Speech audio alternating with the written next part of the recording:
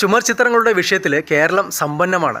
150ഓളം മന്ദിരങ്ങളിൽ, അതായത് ക്ഷേത്രങ്ങൾ, പള്ളികൾ, കൊട്ടാരങ്ങൾ എന്നിങ്ങനെയുള്ള മന്ദിരങ്ങളിൽ വലിയ ഒരു ചുമർചിത്ര ശേഖരങ്ങളുള്ളതായിട്ട് കണ്ടെത്തിയിട്ടുണ്ട്. കേരളത്തിലെ ചുമർചിത്രങ്ങളുടെ എടുത്തു പറയേണ്ട ഒരു സവിശേഷത എന്താണെന്ന് ചോദിച്ചാൽ, ഇതിൽ മിക്കത് മതപരമായിട്ടുള്ള വിഷയങ്ങളെ അടിസ്ഥാനമാക്കി രചിച്ചതായിരിക്കും.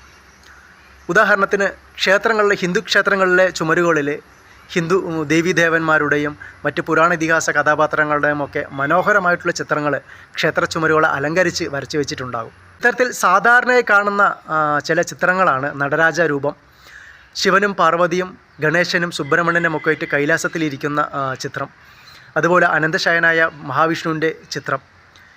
ഇതുപോലെ വളരെ മനോഹരമായിട്ടുള്ള ധാരാളം ചിത്രങ്ങൾ കേരളത്തിലെ വലിയ ക്ഷേത്രങ്ങളിൽ ചുമരുകളെ അലങ്കരിച്ച് വരച്ചു വെച്ചിരിക്കുന്നതൊക്കെ കാണാം. ഹിന്ദു ക്ഷേത്രങ്ങളിലേതുപോലെ തന്നെ ക്രിസ്ത്യൻ പള്ളികളിൽ ധാരാളം ചുമർ ചിത്രങ്ങളുടെ ഒരു ശേഖരങ്ങൾ കണ്ടെത്തിയിട്ടുണ്ട്.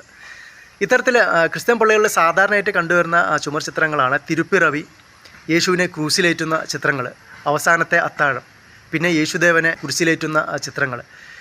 ഇത്തരം വിഷയങ്ങളെ അടിസ്ഥാനമാക്കിയുള്ള വളരെ മനോഹരമായിട്ടുള്ള ഒരുപാട് ചിത്രങ്ങൾ കേരളത്തിലെ ക്രിസ്ത്യൻ പള്ളികളിലെ ചുമരുകളിൽ അലങ്കാരമായിട്ട് വരച്ചു വെച്ചിട്ടുണ്ട്.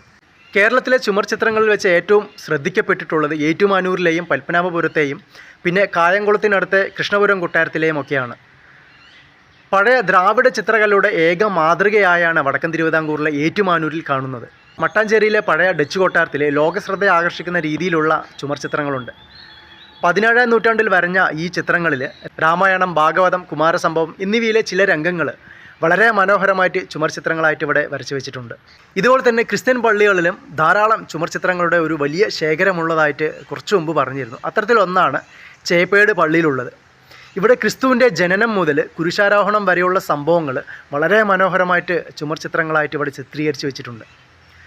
മൈസൂർ സുൽത്താക്കന്മാരുടെ തുടർച്ചയായുള്ള ആക്രമണങ്ങളും പിന്നെ ബ്രിട്ടീഷ് ആധിപത്യവുമൊക്കെയാണ് കേരളത്തിലെ ചുമർ ചിത്ര കലയെയും അവയുടെ മുന്നോട്ടുള്ള വളർച്ചയെയും ഒക്കെ വളരെ പ്രതികൂലമായിട്ട് ബാധിച്ചത്.